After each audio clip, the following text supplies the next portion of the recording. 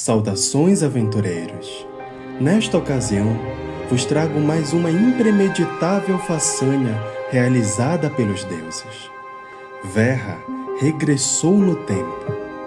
Sim, aventureiros, após vivenciarmos coisas miraculosas como a suplantação da morte, habilidades além da imaginação e diversos outros mistérios, os deuses novamente nos abismaram com o uso transcendente da essência. Lhes afirmo que, embora um regresso temporal seja profundamente surpreendedor, já não me é dificultoso lidar com esta realidade fantástica. Isso por ter entendido que a essência é uma fonte inesgotável do suprimento de toda e qualquer necessidade dos povos. Tendo em vista este fato, os deuses não realizariam tamanho milagre sem que houvesse uma razão grande o bastante que gerasse tal necessidade. E esta razão é o fato de haver novos agrupamentos de cidadãos de Sanctus que chegaram a ver em conjunto este feito extraordinário: os anões de Unir e os humanos Veilun. Recordam-se de que anteriormente eu havia, por um estranho pressentimento, lhes relatado as histórias das origens e raízes das raças? Este pressentimento se mostrou válido, aventureiros. A chegada dos anões de Unir, tidos como os melhores artesãos que os deuses criaram, e os humanos Veilun, reconhecidos como os melhores mercadores, é de extrema importância para o progresso de Verra. Creio que os deuses nos fizeram regredir ao memorável dia de nossa chegada para justamente auxiliarmos nossos recém-chegados companheiros de aventuras. Uma vez que já tenhamos acumulado experiência suficiente em nossa jornada, poderemos ajudá-los nesta adaptação que certamente será um desafio para eles, como foi para todos nós. Por mencionar o dia de nossa chegada a estas terras, é importante lhes relatar que, apesar de eu ter me comunicado com os mesmos guardas e lidado com as mesmas criaturas de antes, desta vez não me dirigi a Lionhold, mas a Samias Hope, um acampamento Veilun. E lhes digo, aventureiros, que esta raça mercante pôde honrar a fama que a precede, erguendo um acampamento devidamente estruturado em sua chegada. Do mesmo modo como já havia feito antes em Lionhold, realizei as missões de adaptação em Samias Hope e recebi uma montaria, uma nova primeira companheira de aventuras. E sem delongas, parti em busca de novas experiências e histórias para contar a vocês, aventureiros, decidindo tanto rumar a regiões que não havia explorado, como revisitar regiões já conhecidas por mim, impulsionado por pura nostalgia.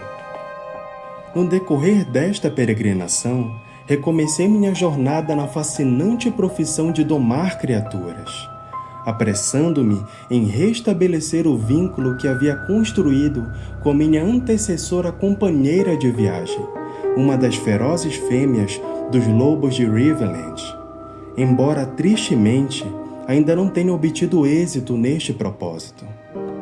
Além disso, aventureiros, dado o fato de que regressamos ao exato dia de nossa chegada, tivemos a necessidade de lidar com a mesma adversidade que enfrentamos da outra vez: a infestação de goblins. Estas criaturas horrendas permanecem se conglomerando nas regiões circunvizinhas à área do portal divino e urgentemente precisam ser impedidas de progredir. No intuito de fornecer auxílio neste embate, me uni ao posto avançado dos pioneiros de Verra chamado Segunda Espada e combati ferozmente o avanço destas criaturas que já haviam cercado o posto. Juntamente com outros aventureiros que estavam na região, as criaturas foram sendo subjugadas rapidamente. Uma vez que as criaturas foram subjugadas e o controle sobre elas foi estabelecido pelo posto avançado, decidi retornar à área próxima ao portal divino, intentando revisitar Lionhold. Ao chegar lá, deparei-me com uma árvore tipicamente ornada com adereços da festividade de inverno Keilar. e somente então eu pude me aperceber que o dia em que adentramos o portal divino era exatamente o dia em que as raças costumam comemorar festividades de inverno aventureiros. Assentado defronte à árvore ornada, me dispus a lhes contar alguns dos costumes e festividades de diferentes raças que já pude presenciar em minhas andanças. Primeiramente, devo abordar sobre os costumes Keilar que desfrutam desta festividade ao máximo, com uma certa folia noturna. Desde pequenas reuniões familiares até bailes de máscaras elaborados, esta festividade Keilar é comumente uma grande comemoração. Os mais abastados usam máscaras luxuosas e tradicionais, feitas de prata finamente trabalhada e decoradas com diamantes que brilham como um cobertor estrelado da noite. Já os Vek aguardam ansiosamente as longas noites de inverno, porque nelas eles têm o privilégio de contemplar os Starkin, criaturas que brilham como flocos de neve no crepúsculo. Tendo pelos felpudos e brilhantes, como se tivessem sido pintados pela aurora, essas criaturas voadoras enfeitam Verra com suas aparências pacíficas e ternas.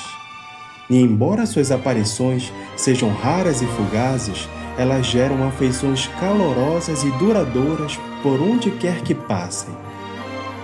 A tradição Veilon, durante as noites de inverno, é reunir-se em grupos gregários para jogos, com música, comida e uma profunda observação do céu, principalmente as estrelas cadentes.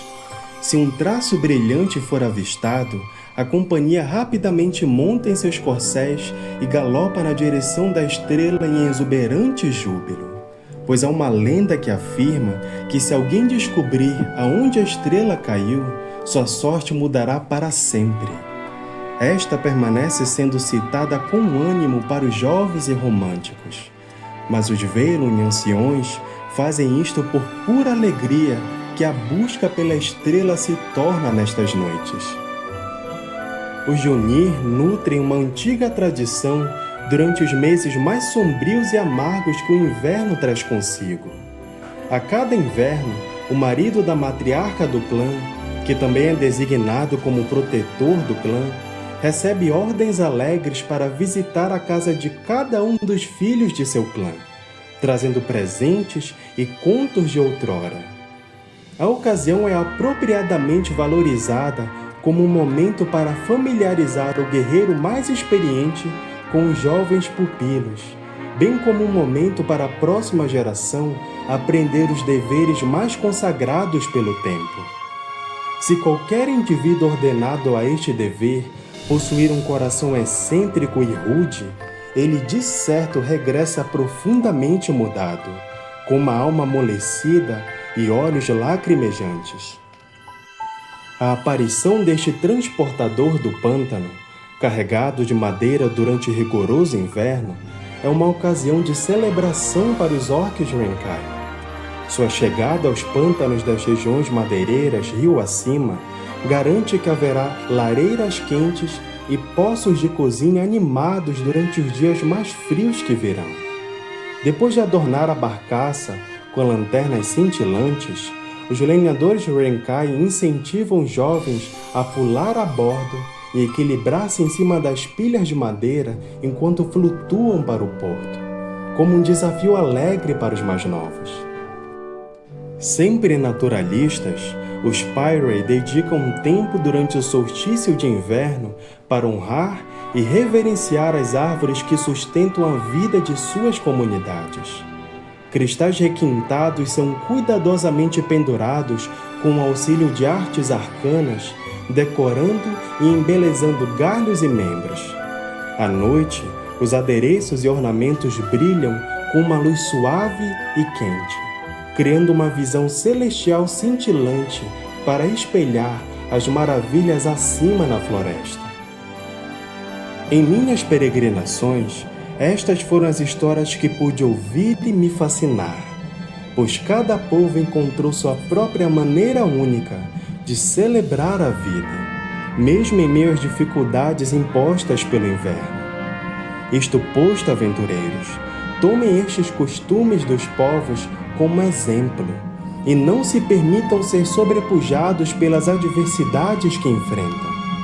Seja o frio do inverno, seja um vazio em seus corações por uma perda, seja as atribulações do tempo presente, mantenham-se de pé e permaneçam lutando. Lembrem-se de que o momento de trevas mais profundas é exatamente aquele que antecede a alvorada. Lhes ofereço minhas mais sinceras congratulações perante as festividades deste tempo, aventureiros, rogando que o Deus da esperança lhes restaure a força para seguir em frente, fazendo com que sua jornada seja ainda mais gloriosa.